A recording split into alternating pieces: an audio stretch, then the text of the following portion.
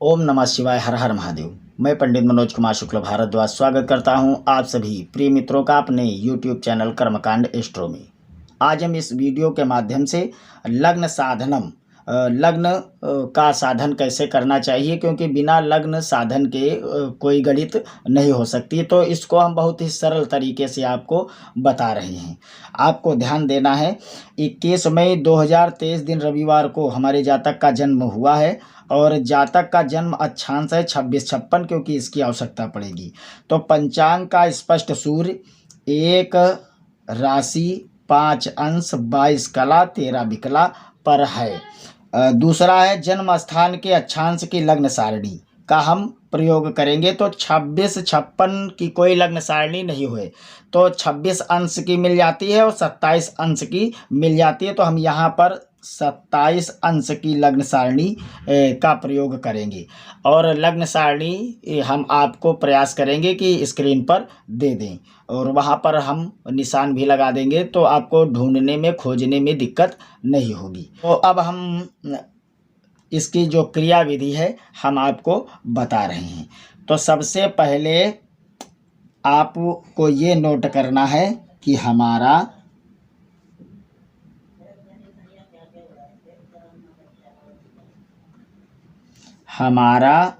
स्पष्ट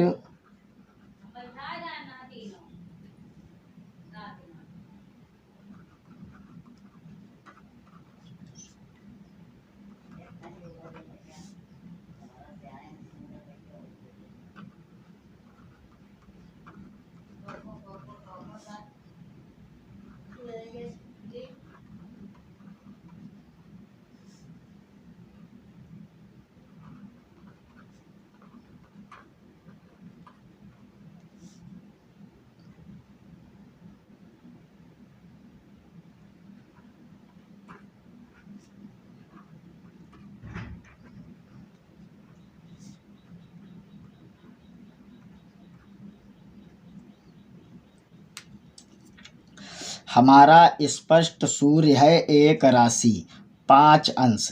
तो जब हम एक राशि और 5 अंश लग्न सारणी में देखेंगे तो वहाँ पर उस 5 अंश के नीचे कोष्टक संख्या हमें प्राप्त होती है 7 34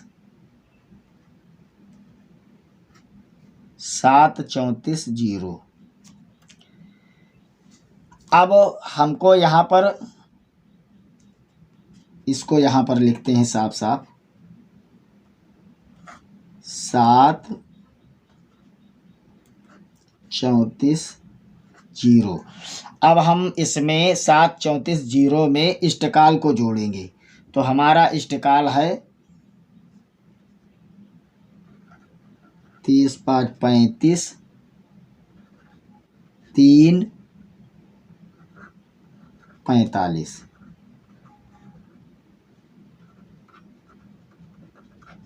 इष्टकाल, इसको हमें जोड़ देना है। और जब हम इसको जोड़ेंगे तो हमारा आएगा 40 5 45 और 4 3 7 37 और ये आएगा 42।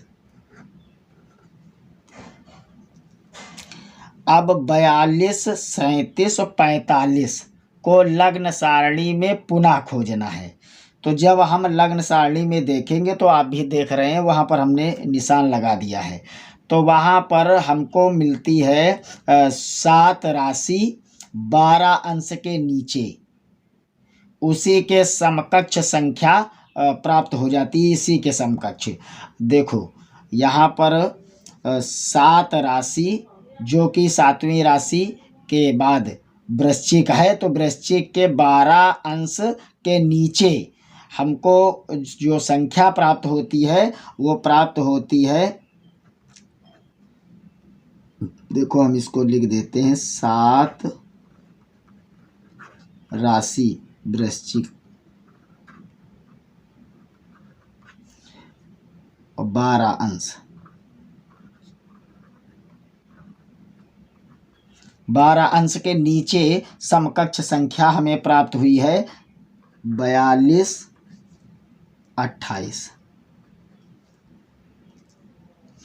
अब 42 28, तो 42 तो हमको मिल गया, और 37 है तो 37 अधिक है, ये कम है। तो 37 से बहुत अधिक हमको संख्या प्राप्त हो रही थी, तो इसलिए हमने 37 को ही की जगह पर 28 को ले लिया है।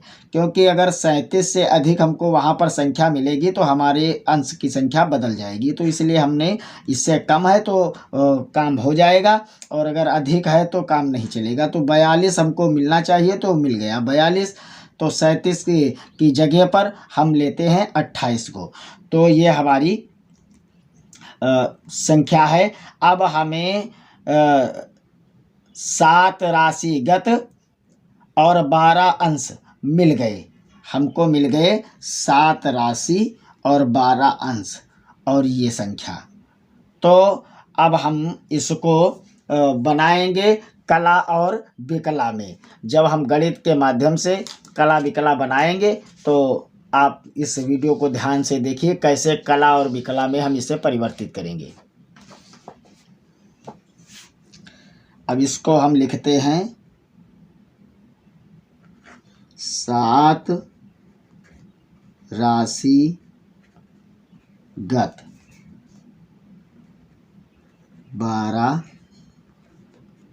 12 अंश। जब हम कला विकला की गणित करते हैं तब हमें प्राप्त हुई अंशों की संख्या को एक अंश आगे की संख्या में घटा करके गणित करते हैं। और गणित विधि क्या है, आइए सीखते हैं। 7 राशिगत 13 अंश की कोष्ठक संख्या। 13 अंश की कोष्ठक संख्या है 42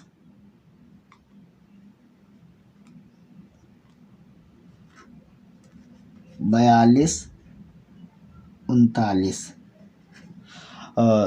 ये हमारे 12 अंश में 37 है, तो ये वहाँ पर 28 आपको मिलेगी, तो 37 से 2 हमको ज़्यादा मिलते, इसलिए हमने ये संख्या नहीं ली, 12 अंश की ली। अब हमको पुनः 7 राशिगत 12 अंश की कोष्ठक संख्या 42 28। अब 42 28 को हम इसमें घटाएंगे, तो ये हुआ 9 में से 8 गए, 1 बचा, और 1 बचा, क्योंकि यहाँ पर 2 बचे, तो 2 को जब हम 3 में घटाएंगे तो 1 बचेगा, तो ये हमारा होगा 11। यहाँ पर 42 है तो ये 0 0 हो जाएगा। तो अब हमें 0 कला और 11 विकला को एक जातीय बना लेना है। जब हम एक जातीय बनाएंगे तो एक जाति कैसे बनाते हैं, तो एक जाति बनाने के लिए हमको 60 से गुणा करना चाहिए कला को, और विकला की संख्या को जोड़ देना चाहिए। तो यहाँ पर हमारा 0 है, आपको समझाने के लिए हम आपको गणित करके बता रहे हैं।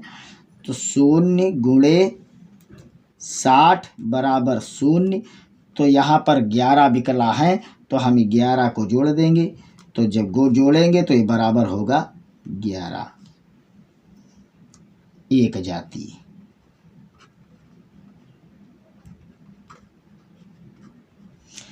एक जाति हो गया। अब हमें जो इष्टकाल के जोड़ने पर शेष मान मिला था, उसी शेष मान में 7 राशि वृश्चिक जो 12 अंशों की संख्या है उसको घटाकर एक जातीय बना लेना है। तो अब एक दूसरी विधि है, ये वीडियो को देखने से अच्छा है कि आप हर बात को ध्यान से समझते रहिए, क्योंकि जब तक आप ज्योतिष को समझेंगे नहीं तब तक देखने से कुछ होने वाला नहीं है। हमारी बात को आप समझते रहिए। जो समझ में ना आए तो आप कमेंट हमको कर सकते हैं, हम आपकी पूरी सहायता करेंगे। अब इष्टकाल जोड़ने पर आया हुआ योगफल।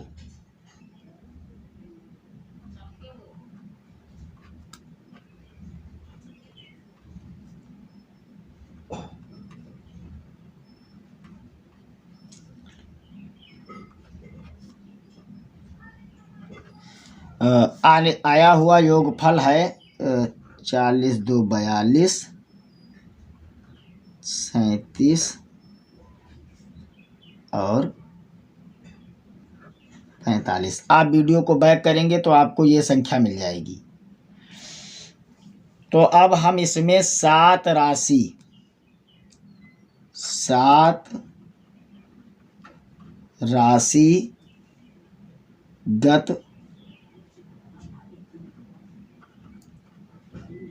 जब 7 राशि गत हो गई, क्योंकि 7वीं राशि है तुला, जब ये गत हो जाएगी पीछे बीत जाएगी तो आने वाली जो राशि होगी वो होगी वृश्चिक। तो 7 राशि गत ये हो गई वृश्चिक।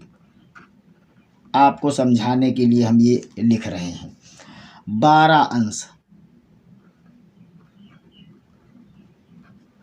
12 अंश की जो कोष्ठक संख्या है तो 42 28 0 पहले से प्राप्त हुआ है। 40 2 42 28 0 प्राप्त हुआ है। इसको हम इसमें घटाएंगे।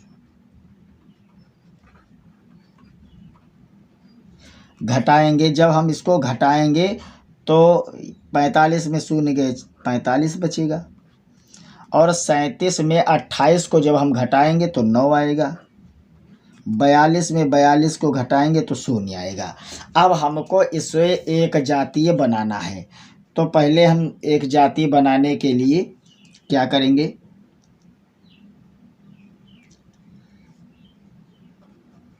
60 गुणे 0 बराबर 0।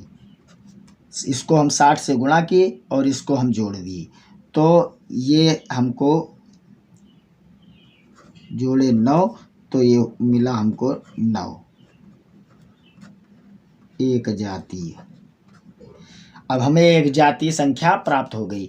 अब हम दूसरी बार में जो संख्या प्राप्त हुई है 9 को 60 से गुणा करेंगे। अब ये जो हमको 9 प्राप्त हुआ इसको हम 60 से गुणा करेंगे। एक संख्या ये है और एक संख्या ये है, तो हम 9 को 60 से गुणा करेंगे। 9 गुणे 60 बराबर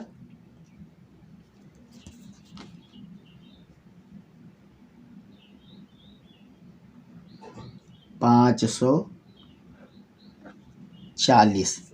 अब हमको जब 9 से 60 को गुणा किया तो ये हमको प्राप्त हुआ 540।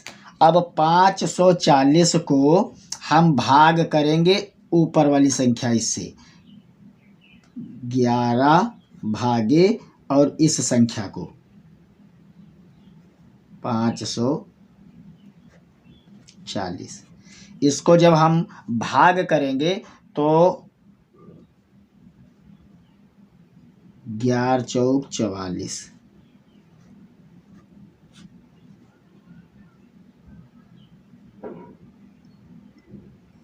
यहाँ पर आया 0 और यहाँ पर आया 1, इसको उतारेंगे तो यहाँ हो गया 100। अब हम 1 0 को उतार लिए तो 11 9 99, तो यहाँ पर बचेगा 1। अब हम 1 को फिर 60 से गुणा करेंगे,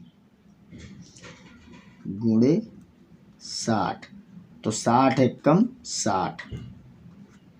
सूत्र के अनुसार एक शेष बचा है, एक शेष को 60 से गुणा करके पुनः पहली वाली संख्या 11 से हम फिर भाग देंगे। तो ये 60 एकम 60 हुआ, तो यहाँ पर 11 भागे 60 तो 11 पचे 55, यहाँ पर 5, तो ये है विकला और इसे हम करेंगे त्याज्य। ये है कला।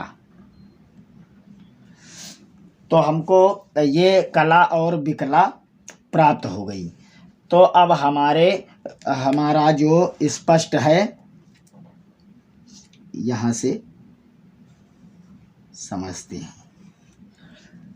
हमारी स्पष्ट लग्न हुई, हमारी स्पष्ट लग्न हुई 7 राशिगत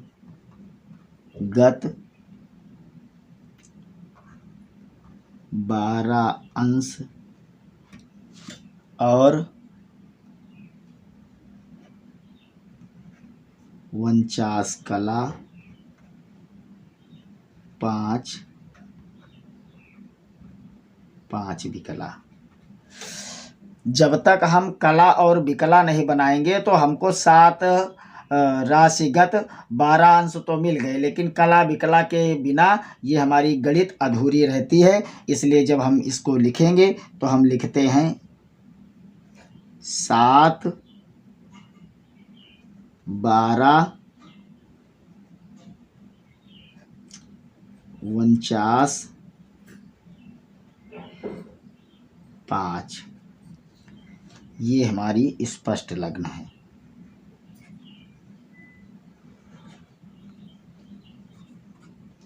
स्पष्ट लग्न हुई। अगर हमारा वीडियो आप सभी को पसंद आए तो लाइक, शेयर और सब्सक्राइब करना नहीं भूलिएगा।